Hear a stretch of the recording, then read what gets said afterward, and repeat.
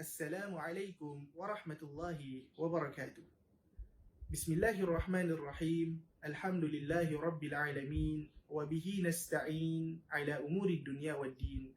Wassalatu wassalamu ala ashrafil mursalin.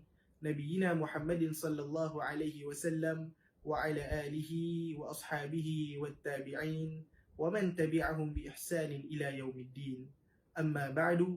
Qala rabbi shrah li sadri ويسر لي أمري واحلل عقدة من لساني يفقهوا قولي. Alhamdulillah, puji dan syukur kita panjatkan kepada Allah Subhanahu wa taala kerana sekali lagi kita dapat berkesempatan untuk bertemu di dalam pengajian tafsir secara mingguan di atas talian ini. Insya-Allah pada kesempatan kali ini kita akan membincangkan sedikitlah secara ringkas ayat yang ke-226 dan juga 227 daripada surah Al-Baqarah.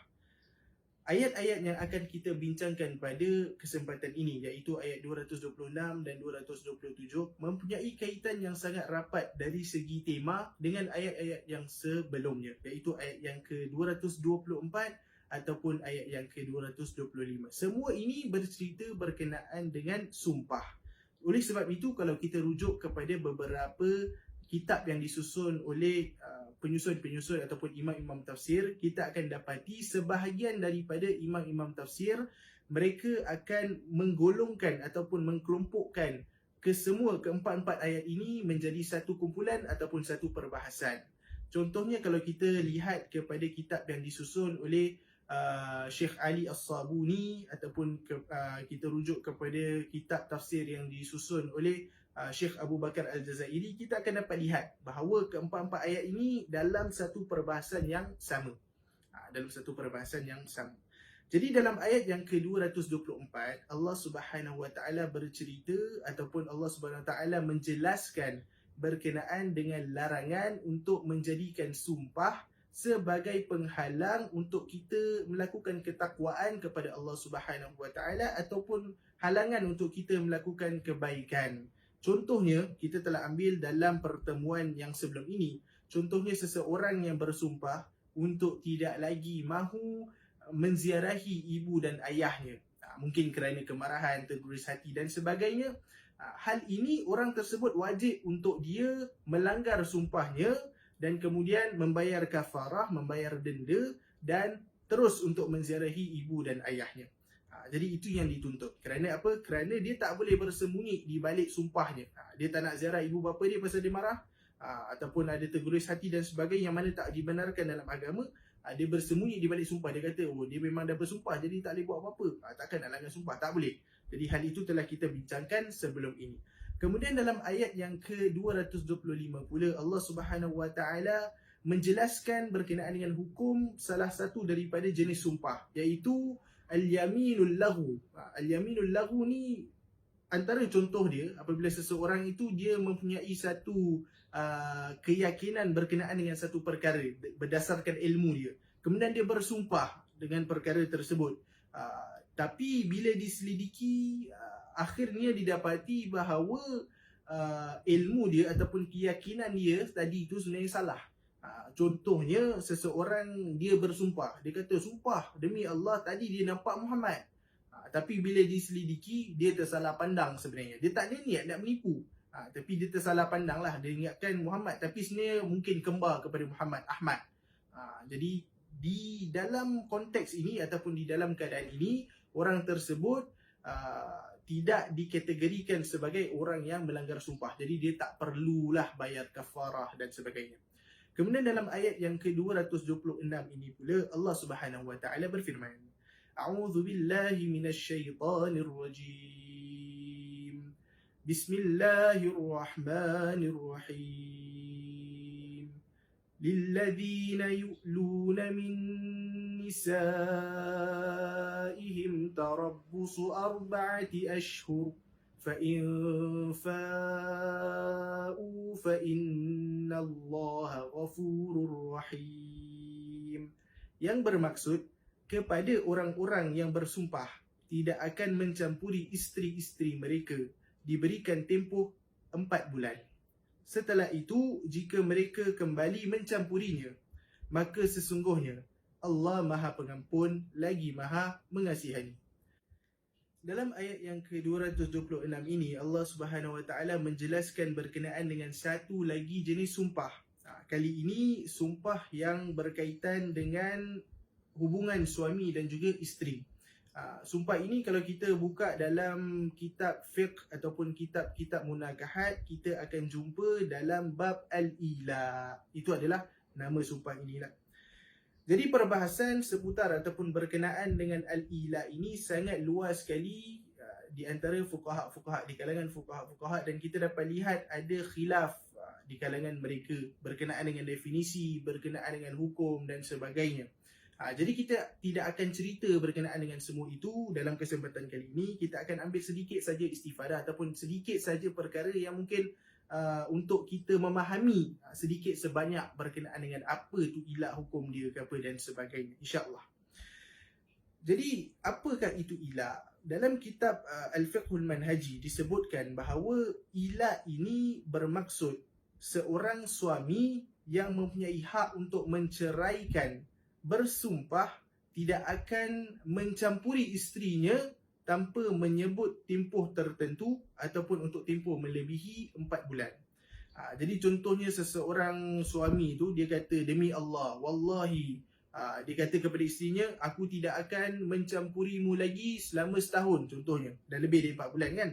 Jadi dia termasuk dalam al-ilah ini. Ataupun dia berkata, bersumpah kepada isterinya, dia kata wallahi demi Allah, aku tidak akan mencampurimu lagi. Jadi maksud dia dekat sini pula dia tidak ada tempohnya, tak cakap 1 hari, 2 hari ataupun dan sebagainya. Jadi ini pun termasuk dalam bab al-ilah. Jadi ini adalah antara lafaz-lafaz ilah lah, dia ada banyak lagi. Jadi hukum ilah ini pula boleh ke tak boleh? Apa hukum dia? Halal ke makruh ke haram ke dan sebagainya. Dr. Wahbah Az-Zuhaili dalam kitabnya Al-Fiqhul Islami wa Adillatuhu mengatakan bahawa jumhur ulama, hukum ilah ini menurut jumhur ulama adalah haram. Kenapa haram? Kerana ia ada unsur menyakiti. Ada unsur menyakiti si isteri. Dan ia adalah satu sumpah untuk meninggalkan perkara yang wajib. Dan sumpah untuk meninggalkan perkara yang wajib ini tidak dibolehkan dalam agama, tidak dibenarkan oleh Islam. Jadi contohnya seseorang yang bersumpah untuk tak nak lagi salat, bersumpah untuk tak nak keluarkan zakat, bersumpah untuk tak nak berpuasa pada bulan Ramadan. Boleh tak boleh? Tak boleh. Jadi oleh sebab itu al-ilah ni pun tidak dibenarkan dalam Islam dan hukum dia haram sebenarnya. Jadi ini adalah perkara yang tidak dibenarkan dalam Islam. Kita ambil pula sedikit sejarah berkenaan dengan ilah. Jadi ilah ni dia cuma bila Islam datang baru ada ilah ke dan sebagainya, tidak sebenarnya. Jadi ilah ini dia sebenarnya telah berlaku way before. Maksud dia jauh sebelum kedatangan Islam. Di kalangan masyarakat Arab Jahiliyah pada masa tersebut dah tular perkara ataupun perbuatan ilah ini. Jadi Islam cuma datang untuk memurnikan lagi ataupun untuk menghadkan lagi. Jadi sebelum kedatangan Islam, para suami mereka berleluasa menggunakan kuasa mereka ni, mereka melakukan ilah ini tanpa ada had-hadnya, tanpa ada berapa lama dan sebagainya. Jadi ada di antara para suami yang mengilah isteri mereka selama setahun, 2 tahun, 10 tahun, bertahun-tahun dan sebagainya. Dan tujuan mereka ini adalah untuk menyakiti isteri mereka, untuk menyakiti wanita tersebut. Kenapa? Kerana mereka dah tak suka dengan wanita tersebut, tapi dia tak nak lepaskan, dia tak nak ceraikan. Sebab apa? Kalau ceraikan, perempuan ni ataupun wanita tersebut bolehlah bernikah dengan orang lain ataupun bebas dan sebagainya. Jadi dia tak nak perkara ni berlaku. Tapi pada masa yang sama dia dah tak nak lagi dengan wanita tersebut. Jadi oleh sebab itu mereka lakukan ilah. Jadi dah ada dalam masyarakat jahiliyah. Cuma tidak ada had yang menentukan berapa lama dan sebagainya. Jadi datanglah Islam. Bila mana Islam datang, Islam acknowledge perkara ini, masalah ini adalah satu perkara yang menyakiti wanita. Jadi oleh sebab itu Islam agama yang rahmah pun menghadkan ilah ini tempohnya kepada 4 bulan sahaja. Tak boleh lebih daripada itu. Hal ini ada dinyatakan dalam firman Allah Subhanahu wa taala yang telah kita ambil tadi, yang mana Allah berfirman tarabbusu arba'ati ashhur, yang bermaksud diberikan tempoh 4 bulan. Maksud dia dekat sini, dia dalam kitab Al-Fiqhul Manhaji mengatakan bahawa si suami yang melakukan ilak diberikan tempoh selama 4 bulan untuk dia berfikir. Berfikir apa? Berfikir sama ada dia ingin kembali mencampuri isteri dia ataupun dia ingin menceraikan isteri dia. Dalam 4 bulan, tak boleh lebih daripada 4 bulan. Islam telah hadkan perkara tersebut. Jadi dalam 4 bulan tersebut, dia berfikir kalau dia nak kembali mencampuri isteri dia, dia haruslah melanggar sumpah. Dan kerana ilak ni adalah sebahagian daripada sumpah, kalau dia langgar sumpah dia, maka dia harus membayar kafarah. Dia harus membayar kafarah. Jadi bayar kafarah macam mana kita telah sebutkan, tapi dalam kesempatan yang lalu, tapi saya ingin sebutkan sekali lagi. Jadi dia boleh pilih sama ada salah satu daripada 3 perkara ini, iaitu yang pertama untuk memerdekakan budak. Dia boleh merdekakan budak. Yang kedua, dia boleh memberi makan 10 orang miskin, ataupun dia boleh memilih untuk memberi pakaian kepada 10 orang miskin. Dia boleh pilihlah salah satu daripada 3 perkara ini. Kalau dia tidak mampu untuk melakukan satu pun daripada 3 perkara itu, maka Allah Subhanahu wa taala membenarkan dia untuk berpuasa selama 3 hari untuk dia membayar sebagai kafarah ataupun denda dia kerana telah melanggar sumpah. Jadi itulah yang pertama. Maksud dia dalam 4 bulan tu dia boleh berfikir. Mungkin dalam bulan pertama dia mungkin berfikir bahawa dia telah menzalimi isteri dia, maka dia pun langgar sumpah, dia kembali mencampuri isteri dia, dan dia haruslah membayar denda ataupun kafarah. Itu lebih baik kerana itu perkara yang dituntut oleh agama lah, kerana hak isteri perlu dikotakan, perlu ditunaikan.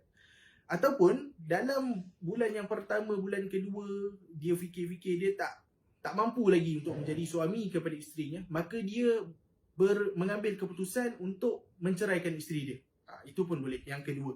Jadi maksud dia sama ada dia berfikir untuk dia menceraikan isterinya ataupun untuk kembali kepada isteri. Kalau dia menceraikan isteri dia, maka dia tak perlulah, sebab dia tak langgar sumpah. Jadi dia tak perlu untuk membayar apa-apa kafarah dan sebagainya. Jadi itu adalah dalam bab ini. Namun dalam 4 bulan tersebut, kalau setelah 4 bulan, maka si isteri mempunyai hak. Jadi si isteri mempunyai hak untuk dia bertemu dengan hakim dan mengadukan perkara tersebut kepada hakim. Jadi hak ni dah jadi hak isteri untuk dia pergi kepada hakim untuk komplain berkenaan dengan ilak yang suami dia telah lakukan setelah 4 bulan. Jadi dekat sini hakim akan memanggil suaminya dan kemudian hakim akan menyuruh suaminya untuk mengambil keputusan sama ada dia nak kembali mencampuri isteri dia ataupun dia ingin menceraikan isteri dia. Salah satu daripada 2 ni saja. Tak ada choice yang ketiga, tak ada pilihan yang lain. Kalau si suami berdegil juga, dia kata hakim tak ada kuasa talak atas tangan saya. Saya tak mahu menceraikan, saya pun tak mahu kembali mencampuri isteri saya. Maka dekat sini hakim mempunyai kuasa untuk menjatuhkan talak. Untuk menjatuhkan talak dalam bidang kuasa hakim. Jadi itu adalah maksud dia dekat sini Allah SWT kasih 4 bulan saja. Lepas 4 bulan dah kena ada keputusan yang harus diambil. Jadi bila si isteri mengadu, si suami dah kena ambil keputusan. Dia tak boleh lama-lama nak menggantung seperti zaman jahiliah, nak menggantung tanpa tali dan sebagainya. Tak boleh lagi. Islam telah hadkan selama 4 bulan saja. Kalau tidak, ia akan menyakiti dan menyiksakan isteri tersebut kerana tak boleh buat apa-apa. Status dia sebagai isteri dia tak tahu dan sebagainya. Dan bagi orang-orang yang melanggar sumpah, tadi kita dah bicara berkenaan dengan orang-orang yang melanggar sumpah. Maksud dia nak kembali kepada isterinya, nak kembali mencampuri isteri dia, menyesali perbuatan ilak dia dan sebagainya. Maka Allah SWT berfirman, فَإِنْ فَاءُوا فَإِنَّ اللَّهَ غَفُورٌ رَحِيمٌ. Setelah itu, jika mereka kembali mencampuri isteri-isteri mereka, maka sesungguhnya Allah Maha Pengampun lagi Maha Mengasihani. Yalah, kerana kita telah bincangkan tadi bahawa menurut jumhur ulama, ilak ini adalah satu perkara yang haram. satu perkara yang tidak dibenarkan oleh agama. Jadi oleh sebab itu, kerana apa? Kerana dia ada unsur menyakiti, dia ada unsur menidakkan hak isteri, nafkah batin bagi isteri. Jadi oleh sebab itu adalah satu perkara yang dosa lah, sebab si suami dah tak jalankan tanggungjawab dia kepada isteri. Jadi Allah ingatkan, mengingatkan kat sini bahawa kalau bagi siapa yang bertaubat kembali kepada Allah Subhanahu Wa Taala, maka ingatlah bahawa Allah Subhanahu Wa Taala itu Maha Pengampun lagi Maha Mengasihani.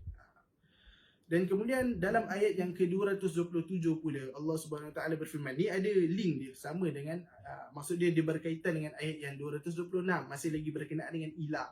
Jadi Allah Subhanahu Wa Taala berfirman, a'udzubillahi minasyaitonirrajim. Bismillahirrahmanirrahim. Wa in 'azamu at-talaqa fa innallaha samii'un 'alim.